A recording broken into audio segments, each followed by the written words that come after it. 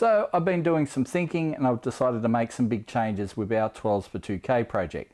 Check out this little beauty. Oh, wrong box. Check out this little beauty. Look at the size of that.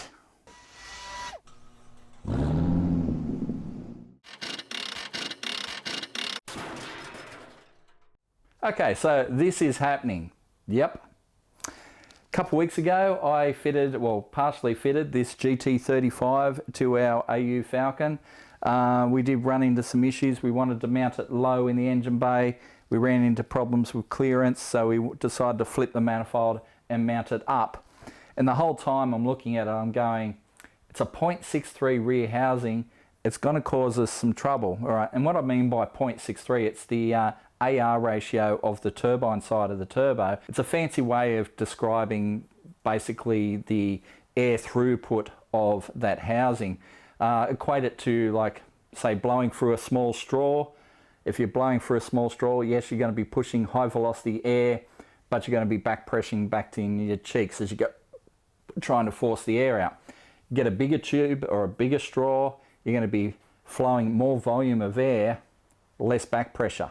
So that's what it's all about. That would have developed a lot of back pressure into our turbo or into our engine and possibly broken or bent conrods, which we don't want to do. You know, it's a standard engine and we don't want to spend money on, you know, high performance parts for it because we're trying to keep our budget. So anyway, that turbo up high, I'm like, well, if we're going to mount a turbo up high, why don't we go for this bad boy, which was my other choice when I was selecting turbos. I thought maybe go this one, maybe go that one. That one I thought we might get under the bonnet, so I chose that. Well, it's not going to fit under the bonnet, so if we're going out the bonnet, let's mount a real turbo on it, this bad boy, which is the GT45 spec Maxpeedingrods turbo. It is a 105 rear housing, so it will flow plenty.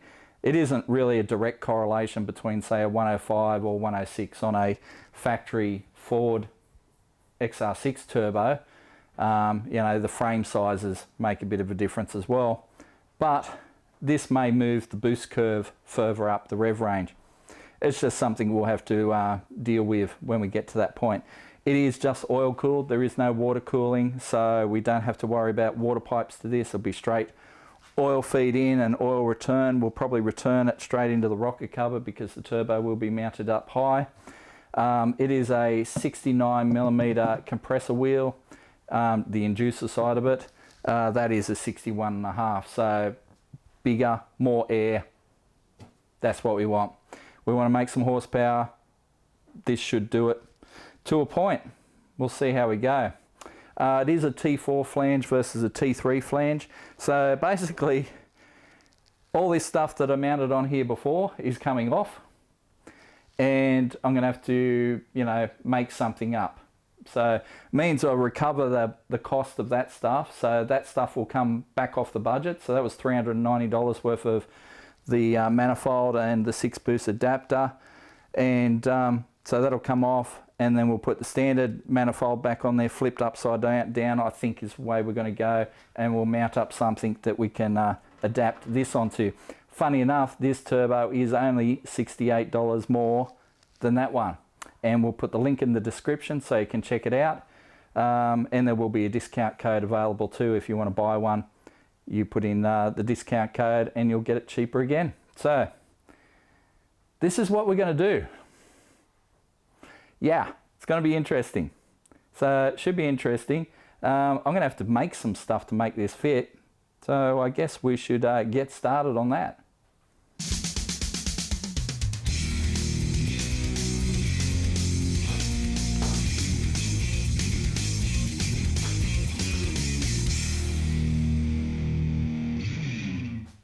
All right, well, let's start by removing this turbo.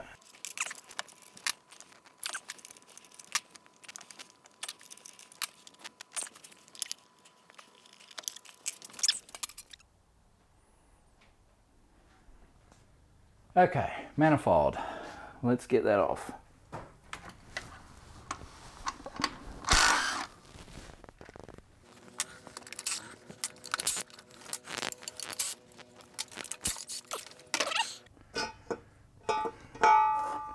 Okay, no more use for you. So we have my big ass turbo here that we need to get fitted to the car. Now originally I was looking at using that turbo manifold, but it's a T3 flange, this is a T4 flange. You can buy adapters. They're another $100 or so, you know, 80 to $100. So we could go that way. It still could be an option. We'll see how we go with this first. So my plan has been to flip the exhaust manifold upside down and use that.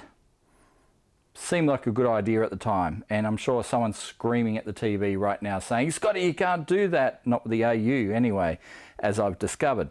So normally it would sit in the car like that. I would try and flip it upside down so it's kind of like that. The problem is when you flip them upside down, the ports misalign. The ports go out of alignment by about half a hole, and I'll get a gasket and I'll show you right now.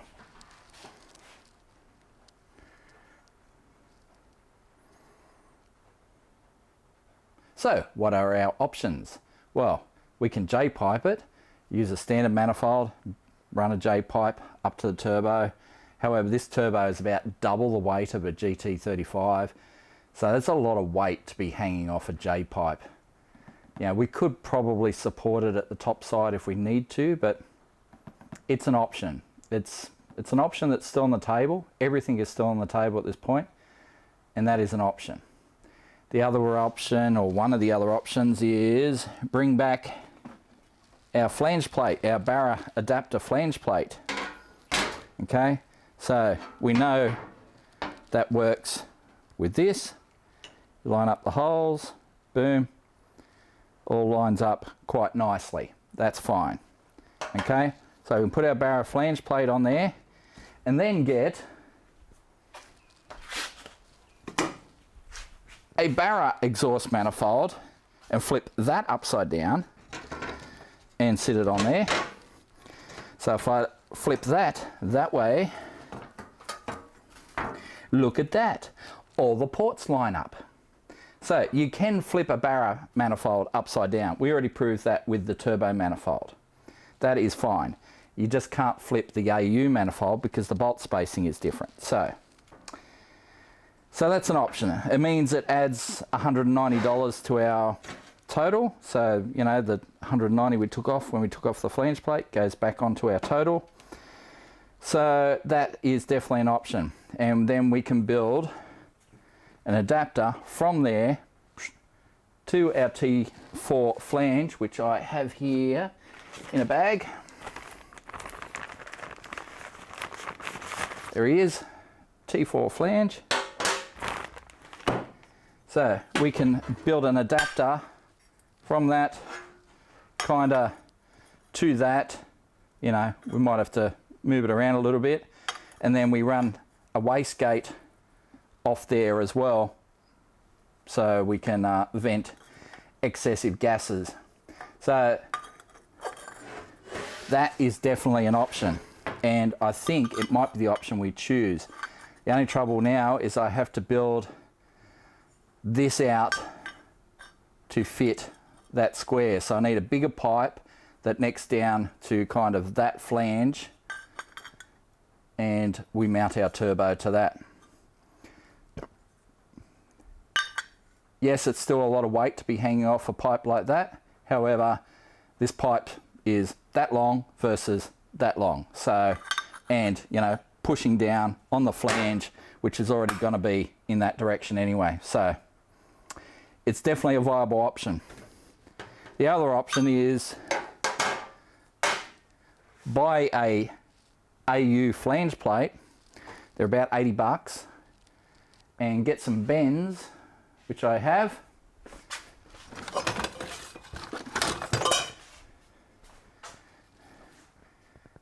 Use some bends and make up a log and mount it off that.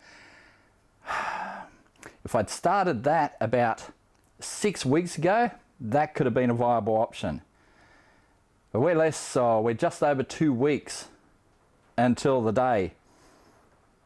I don't think we have enough time to go building up a custom manifold. Yeah, I think we've left our run a little bit late to be doing that. Certainly something we can do in the future when the 2K challenge is over, but for the moment, I think we go with this manifold, flip it upside down, and mount our turbo off that flange. So let's get that on the car. Right, well, let's make this happen.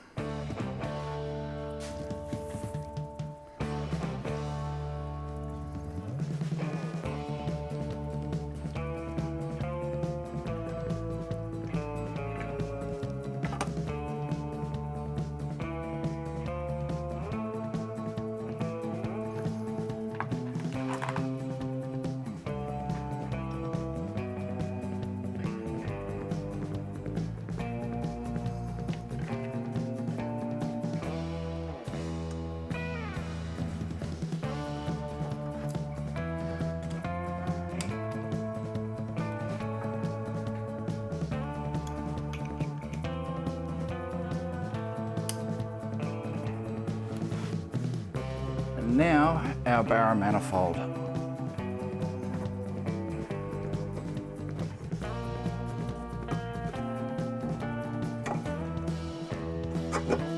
There we go. Not bad at all.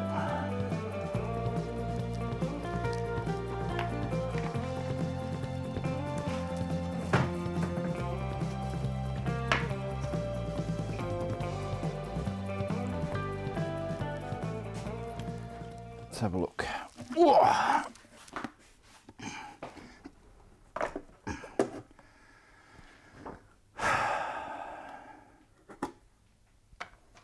Something like that.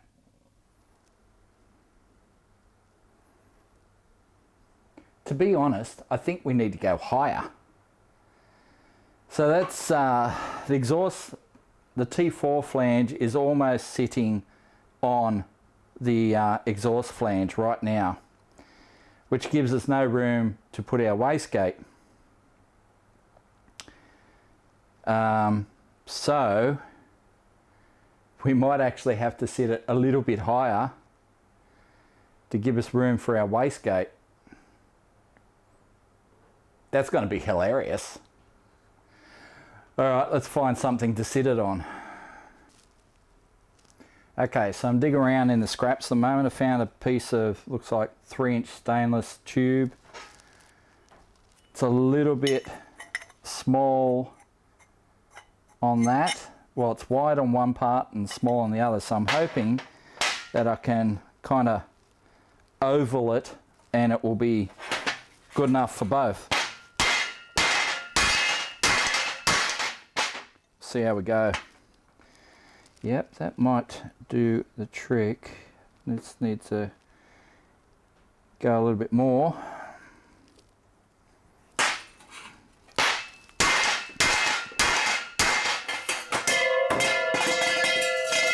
By now.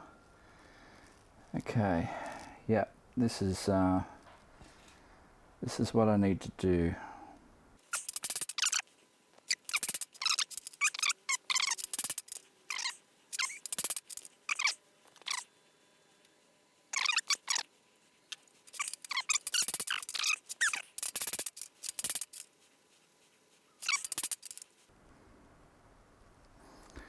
Alright, so what I might have to do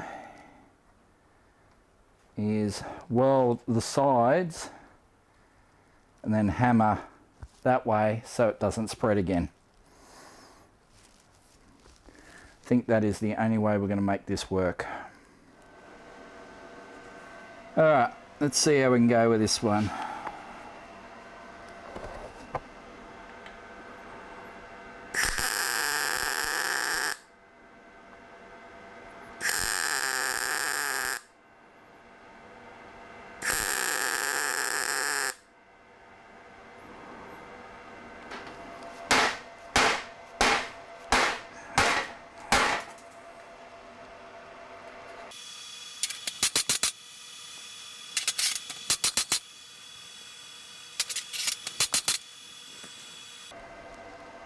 It's not perfect, but it's good enough certainly good enough for Scotty's garage. And 12s for 2K.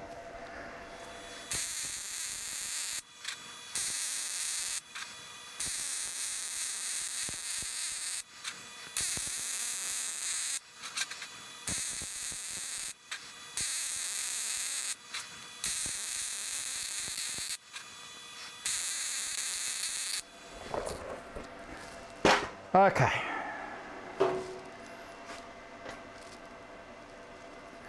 That is stuck on good and proper. So we have our T4 flange position where I think it needs to be. We've got it mounted fairly solidly to our manifold. I'm just going to tack it in place, make sure it's not going to move, and then take it off and put it on the bench and then fully weld it. Yes, there's a bit of a gap in the front that we're going to have to fill. It is what it is, but yeah. This was never going to be beautiful.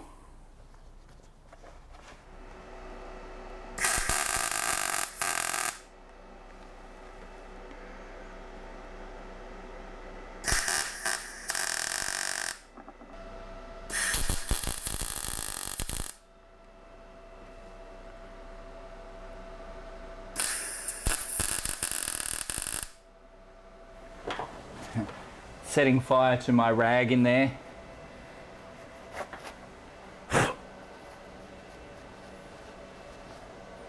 Alright, so I just had that down there just to make sure that it was not going to drop bits of weld down in the manifold and maybe into the engine. Alright, it feels pretty solid. Let's sit a turbo on there and make sure it's going to work.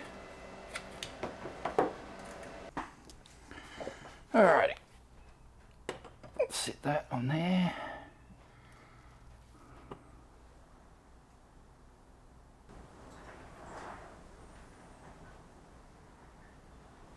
So check it out. Doesn't that look interesting? So anyway, yeah, that's pretty much where it's going to sit. Now I know what you're thinking. A lot of people would have said, Scotty, why didn't you center it up?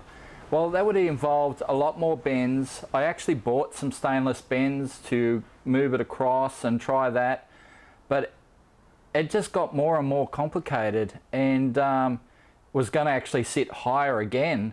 And I'm like, how high does the turbo need to be? It doesn't need to be that high.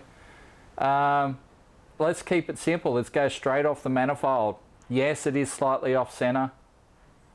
Yes, it looks very Frankenstein, but hey, that's part of the appeal, isn't it? This is YouTube after all. And yeah, it's going to make the oil return very simple. So we're just going to have to run an oil feed from the side of the block here, up there, oil return. We could return it straight into the cap if we wanted to be real tight asses, but I actually do have a weld-on bung, and we could probably even just return it straight to there. Where is our bungs?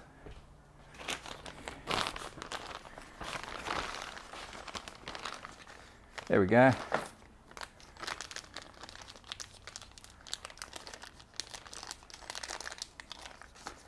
So we could weld on a bung right there.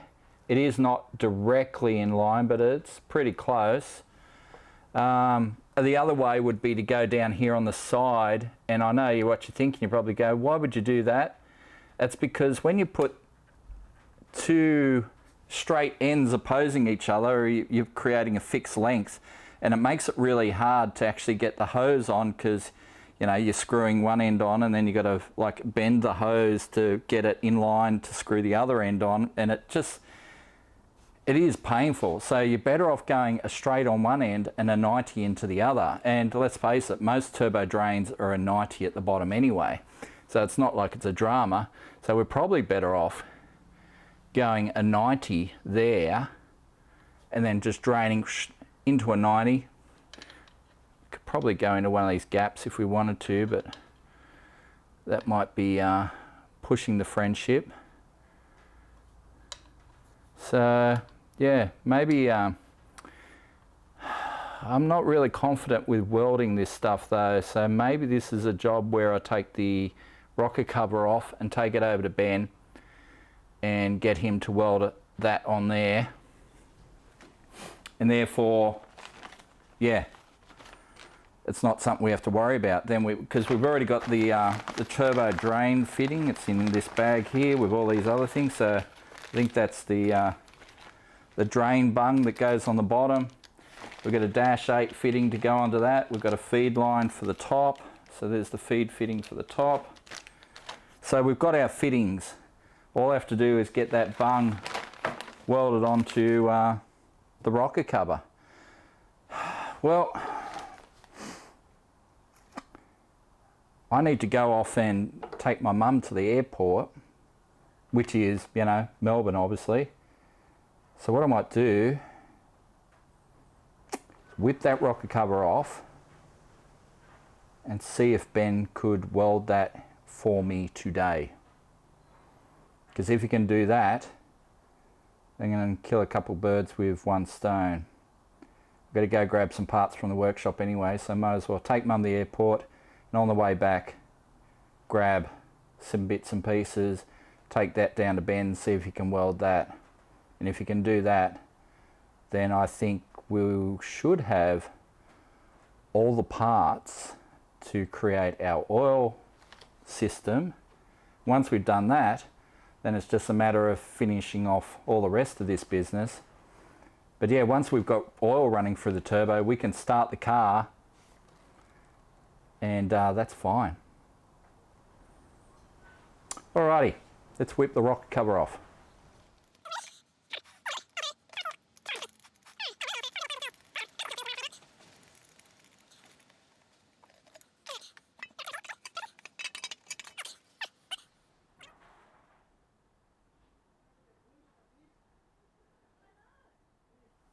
And we're back again. As I said yesterday, I had to take my mum to the airport, so that's a 2 hour to get there, 2 hours back. There's 4 hours plus I did some other things, so I made the most of my time, but that pretty much killed my productivity for the rest of yesterday. But I did go to Ben at Top G Fab, and he welded that onto the side of the rocker cover, as you can see. Smashed it out in record time, I got to say. I think at 30 seconds. It's like I gave him the rocker cover and like 30 seconds later, maybe a minute at the most, he had that on the cover. So that's going to be our oil drain back for the turbo. I'll sit it back over here for the moment. But in the meantime, I need to weld that, finish that off. So we can get the turbo on the car, set up our oil lines and everything, and make it an operational thing. That is the plan. So let's make it happen. Alright, let's close up our gaps a little bit.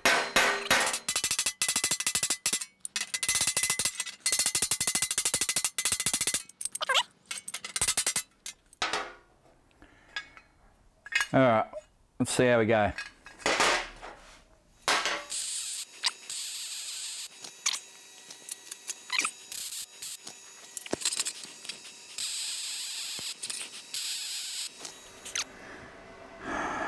Not too bad at all.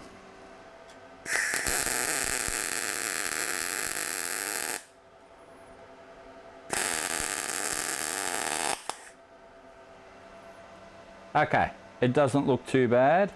I mean, it's not professional, it's not Ben level, but it'll do for 12s for 2K. So it has been one of those mornings I've been running around chasing parts and just getting things to move forward. I've gone and got some new ignition leads, you know, because I snapped a couple of those, pulling them off the plugs. I will have to change the plugs out. I tried to get a rocker cover gasket, however none of the local parts shops have any in stock. I could find someone somewhere, you know, a little bit further, but I don't really want to go running around all over the joint. So let's just pull these rags off and put the cover on as is.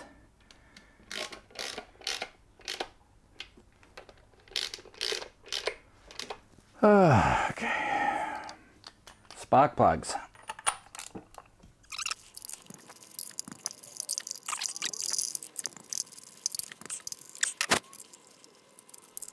So I've got a new set of plugs here, and when I say new, I mean new to this engine. These are just a set of plugs that we had sitting in the Carnage workshop in a drawer that came out of an engine that didn't have a much runtime. I can't even remember why we pulled them out, but we pulled them out, put a new set of plugs in, and we thought, well, these ones aren't that old. Let's just put them aside for a rainy day. Well, I guess it's raining. Well, it's not. It's hot and 30 degrees. But anyway, it'll suit my purposes here. Right, well, we're getting close now. So let's get our Duva on. I'll call it Duva, our adapter. Like I said, it ain't pretty, but it should work.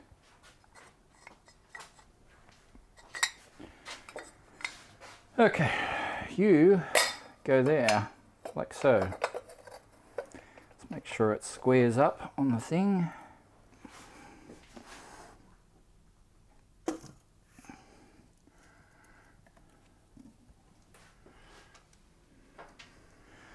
Alrighty, I guess let's lock it down. At least the bolts are all relatively easy to get to. Let's rotate that one around for the moment.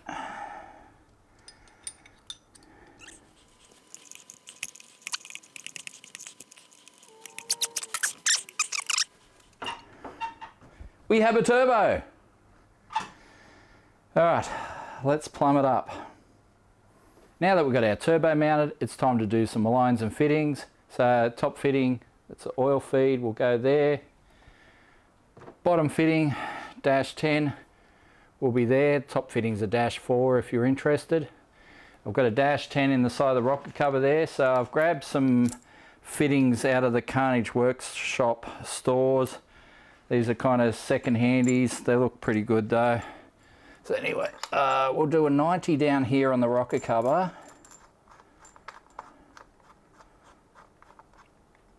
And then we'll do 45 up the top. Hopefully that'll work.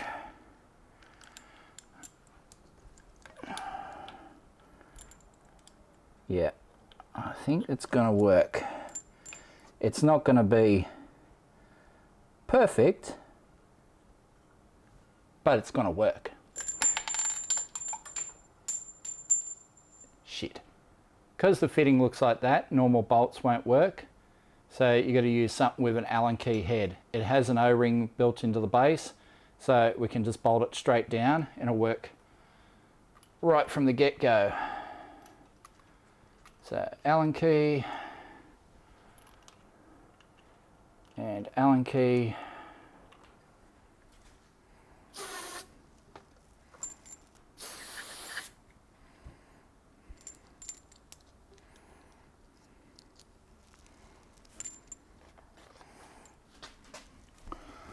Come on, baby. All the way. All right.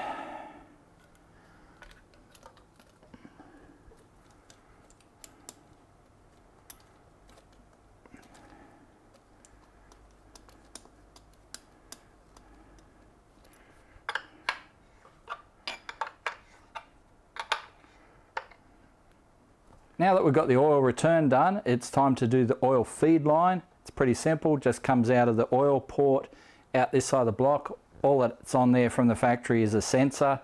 So what I'm going to use is this brass block here. So we're just going to use that. So that's the right thread to go on the block. We can put the sensor there. There's a T-piece hole there for 1/8 MPT. That's going to just feed this braided line. Now this was, I pieced this together out of several opened kits from the Carnage workshop. There's a filter there. Who's that from? XR6 Turbo Developments. My God, we've had that floating around for a while. There's the turbo oil feed line, and then that'll be the line coming down off the block. So basically It's a mishmash of lines that we've had laying around. I'll work out a costing for all these lines and fittings. A lot of it's, like I said, it's just stuff that's been laying around Carnage for a long time. So I'm going to give it second-hand pricing, but yeah, we'll put a value on it as is proper. But yeah, basically unscrew that fitting, screw in this fitting, do our little connector in there. So there's a 1/8 MPT to -4 right there. So we'll put that on that, sensor in the back, feed line up to the turbo. All right, let's make it happen.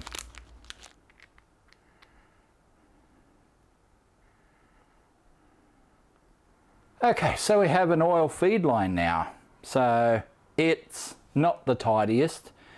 There's not much we can do about that because it's all fixed length and it's all made for an XR6 turbo, which is wider, and you know, they're designed to have the stuff route all the way around the world.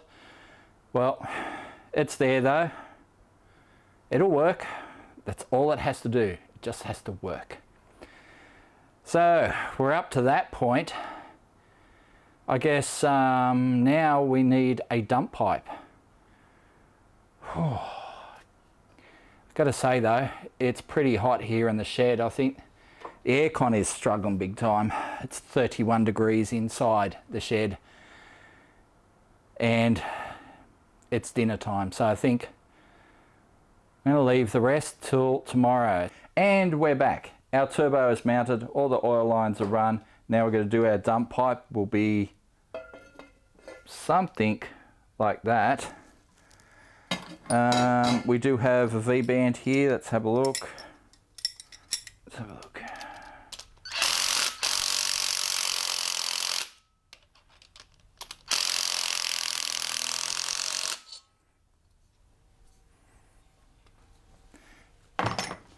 Seems to pull up tight enough. I mean, it doesn't block the flow, it's just a little bit bigger.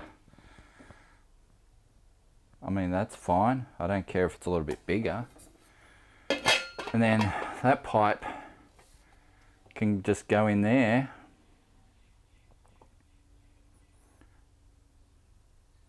That'll work. So I'm just going to be welding my V-band to my pipe. Now you may have noticed I'm welding all sorts of different materials together, stainless and mild steel and whatever. And it's not the right thing to do. If it was a proper car build, it would be, you know, all stainless or all mild steel, generally stainless because you want it to last longer. But, you know, I'm just using whatever I can get my hands on and welding stuff together and just going to make it work. That's what it's all about for this build. Just make it work.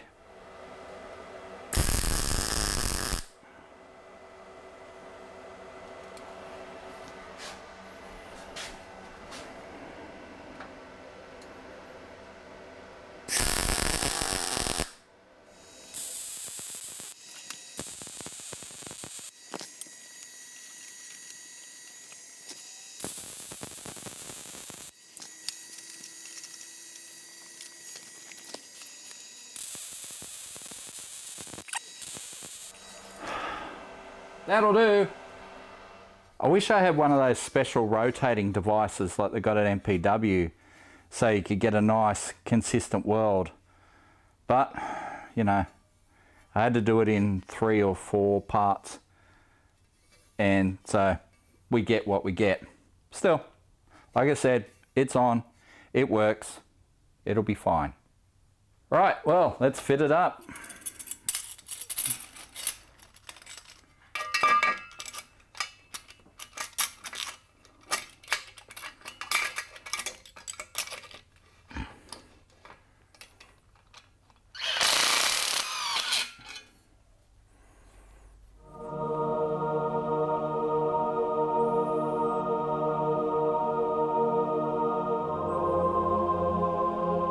Well, isn't that a thing of beauty? What I should do is I've got to tighten up the housings because they're a little bit loose at the moment. So let's tighten them up and then push some oil through it and then start it up. How does that sound? Sounds like a bloody good idea to me.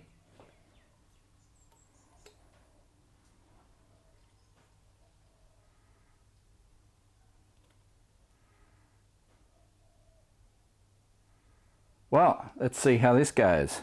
I don't know why I've got my foot in there. The accelerator's not hooked up. Okay. Pump prime.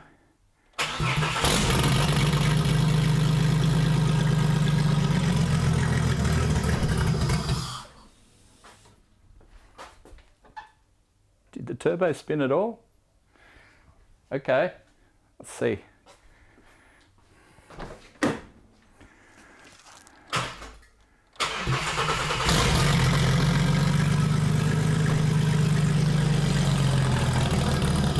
It's spinning! Okay, so I've hooked up the throttle pedal now so we can keep it running.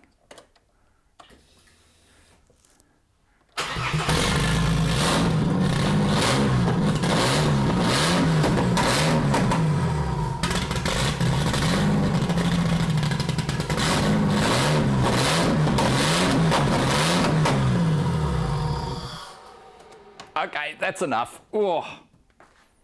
Whew.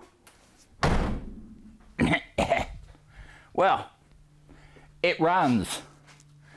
I definitely need to put the wideband, or sorry, the narrowband sensor in the side of the manifold to block that up, because there's a little flame coming out of the manifold about yay long. Yeah, there's some heat in that pipe. So let's put the narrowband in there. I'm going to put the wideband in the tailpipe. But yeah, she runs. Hey guys, so it's only been a couple of days since I shot this video, but a couple of things have changed. I originally planned to drop this video midweek because of the way things were working in time-wise, but I didn't get that done. I have been under the pump and just hadn't able to get it edited in time. So this video is going to drop regular Monday video, which will be after the day at Heathcote. So, you know, it is Friday morning right now. I've got 2 days to get the car ready for Heathcote. We're racing Sunday. The video will drop Monday. You'll see that. Then I'm going to drop the final fitment video where we fit up the final piping and everything like that. That'll drop midweek. And then the actual challenge video from that we're going to shoot at Heathcote, well, that'll drop next Monday. So it's going to be a big week for Scottys Garage, starting with finishing this off. But as you can see, things are looking pretty good. So, barring an absolute catastrophe, we're going to be at Heathcote Park on Sunday, racing this thing. I know you're going to see this after we race, so there's no point me telling you what spectator entry and that sort of thing. If you were there, I hope you enjoyed it. So, let's make this happen. Make sure you check out next week's video as well. And yeah, it's going to be awesome. So, hope you've enjoyed it so far. But we got more to come, and you're going to see it all on future episodes of Scottys Garage.